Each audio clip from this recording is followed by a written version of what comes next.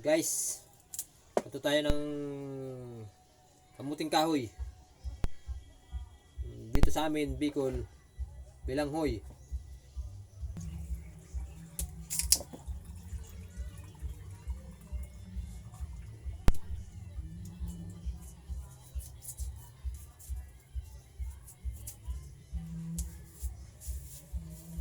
So, ayun guys, ito na.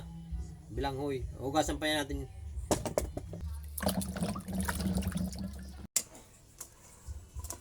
Yung malalaki, baka hindi maluto pag nasa ibabaw kasi. Nilagyan ko guys ng tatlong tubig. Tatlong basong tubig. Nilagyan ko na yan ng asin tapos tubig. Hintayin lang natin maluto.